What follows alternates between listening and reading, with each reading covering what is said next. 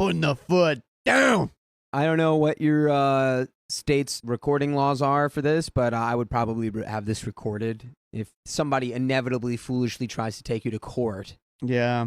Because they sound like the kind of people who would bring a slam dunk case against themselves to a court and just make you waste your time on it. So yeah, it's just crazy that they don't understand what kind of blessing that they have. Yeah, man, truly. The reaction? It was immediate chaos. A lot of yelling, insults, and cursing. Even Mr. Attic. But he was yelling at others for getting him punted out when he didn't do anything. He made an epic show of storming out to the attic and slamming the door. He sent me laughing emojis and texted that he wasn't going to be able to keep a straight face a little later.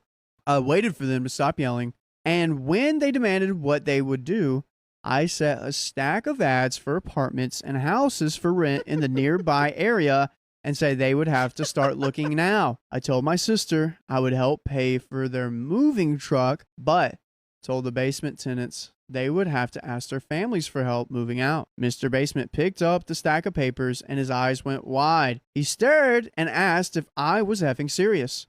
I told him the prices listed were not mine to judge, change, or deal with. I reminded him his current place was below market because I had a say in it. Market prices for one bedrooms in the area are well over $1,500 a month if he wants near his work and close enough to walk to stores and things. He currently has a 2-bedroom for less than that. My sisters grabbed some of the papers and the 24-year-old started crying because she couldn't afford an apartment on her own. She told me about her student loans and credit card debt. I told her, too bad. I gave you a good deal out of kindness, and you sent an army after me. I would have considered letting you stay if you hadn't been so nasty. I told all of them they could probably swing a 2-bedroom between the 4 of them and got up and left. They refused to talk to me now. My sister spent the night in the basement apartment, and I could hear shrieks and crying if I walked by the door that leads down there.